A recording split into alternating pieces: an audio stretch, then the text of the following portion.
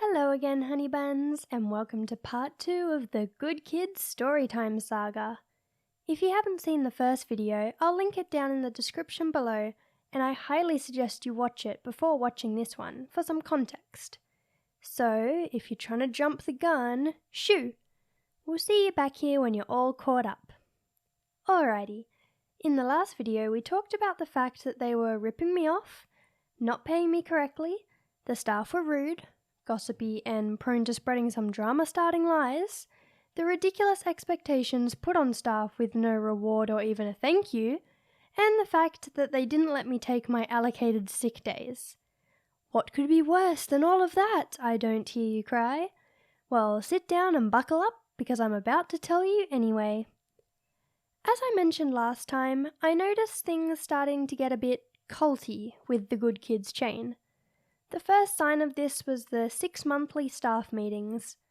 Basically, every 6 months, everyone from every Good Kids centre got together and listened to the owners talk business with us. Now, these meetings always started off with the owners giving a big long spiel about the values of Good Kids, their dream and ambition with opening all these centres, and a lot of, "We're all a big Good Kids family," and "We do things the Good Kids way." They also highly celebrated loyalty. If you had been with Good Kids for a year, you got a special pin.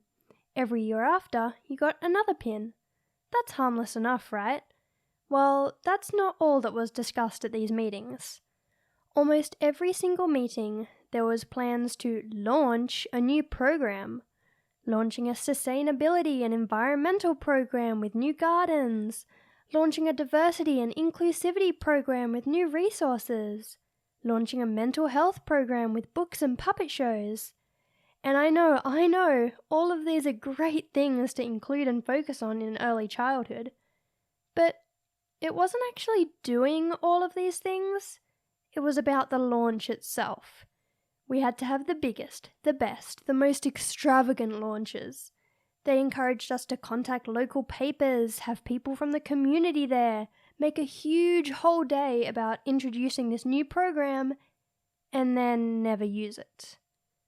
Yup, once the launch was over and Good Kids looked like the most desirable centre around, there was no follow-through. No upkeep, no training, no information, no action. And Good Kids did a lot of these hollow, self-promoting behaviours. We started up a daily Zoom class where we read stories and did yoga for about 2 days. We started a YouTube channel where each centre made maybe 2, poor quality, play school-esque videos. We even went up to the rehab community centre gardens to help out, one time. It all felt very false, half-hearted and confused. But at those meetings, you can bet we would be hyped up for a whole new and exciting program to launch and then forget about next time. Another thing that was quite prominent at these meetings, and in the day-to-day work environment, was favoritism. Oh, there was so much favoritism going on. Sometimes I'd be, illegally, left alone in a room with 40+ children because the other staff who were supposed to be with me happened to be BFFs with the owners or the directors. So while I was sweating and stressing in this crazy room of kids, they had mysteriously disappeared to go and sit in the director's office, sharing some Uber Eats and having a good old chat. This was especially prevalent in one of the staff. Let's call her Flower. Flower was friends with both the Good Kids owners and had been in the business for a long time. She was a room leader in the preschool room at our centre, which is a pretty big deal. It's in the name, you need to lead. Design programs, run activities, coordinate meetings, solve conflicts, etc., all the things. But Flower's job was very cushy. Much easier than ours was as lowly room assistants. She would be pulled out of the room to say, "Go and get takeaway with the director." Or what if the director wanted to go to the shops and buy some more resources? Well, she can't possibly do such a difficult and arduous task by herself, right? So of course she and Flower would go along together for half the day to buy a couple craft supplies.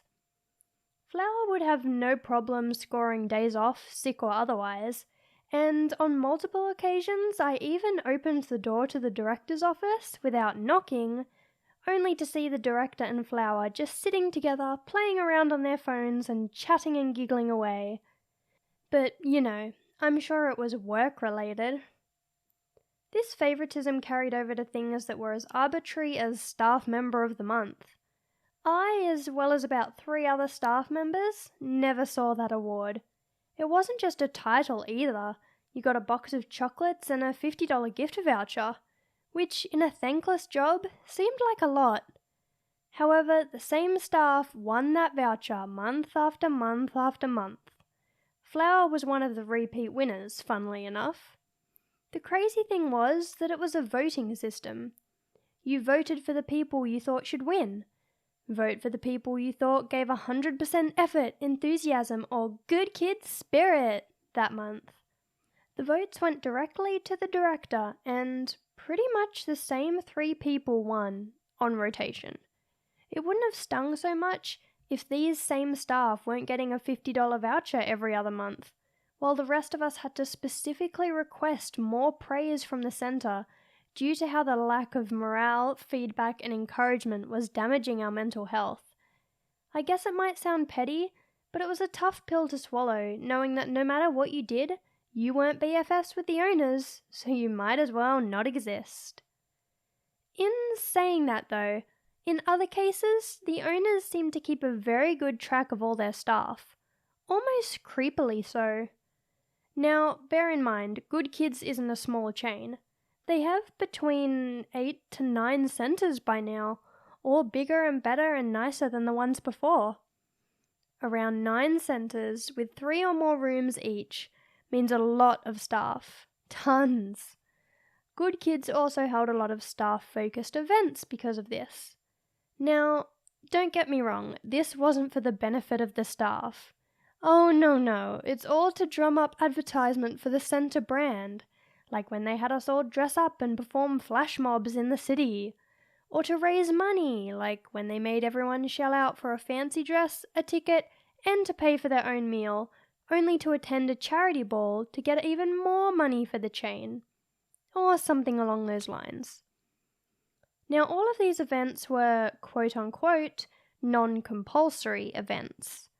All of them stated that you weren't forced to attend any of them, because there are at least 10 to 15 events per year.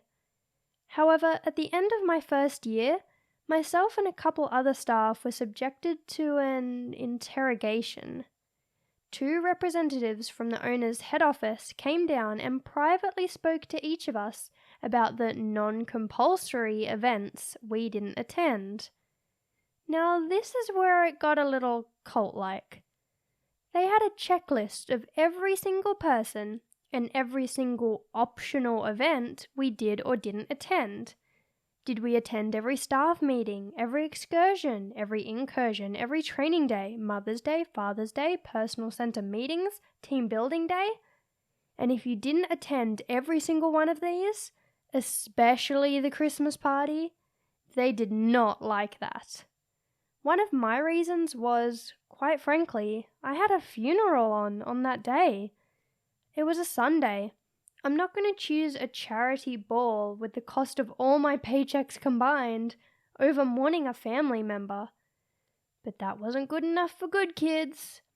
No, I wasn't trying hard enough to be a part of the family, and it seemed like my loyalties weren't with Good Kids, and I wasn't committed to being a true Good Kids educator.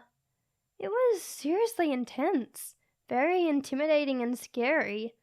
I was way too frightened about missing future events, even at the risk of cancelling my own social plans, because I'd have to face another one of those end-of-year interrogations.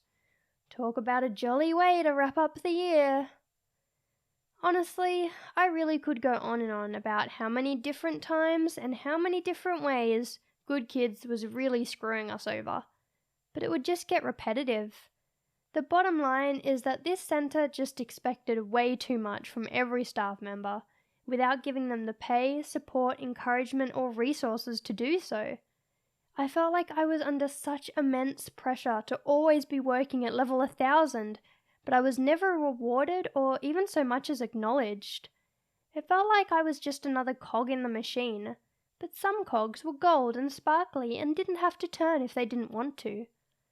It didn't help that the owners constantly posted photos to social media about their glamorous holidays overseas. It hurt to know that it wasn't just the childcare fees funding them, but that we were giving them our own money out of our own pocket for the honour of attending events and giving up our weekends, with the expectation to always be there, because they were watching. Anyway, to wrap up this whole crazy work story, I can offer you just one piece of advice. If your workplace ever starts referring to all their staff as one big happy family, run. Well, that's the end of the 2-part series of my Cuckoo Bananas work story time. If you've made it to this part in the video, thank you so much for sticking around. Your support means the world to me, and I'm honestly so stoked to have 20 subscribers. Every single one of you buns holds a special place in my heart, and I wanted to thank you so much for being a part of our little community. Hopefully I'll have a new video coming soon, but until then, feel free to follow me on my socials linked below. Give that subscribe button a good old bap to join the Honey Bun Army. Like this video if you enjoyed, and as always, stay safe, stay healthy, 'cause I'll be seeing you next time. Bye bye!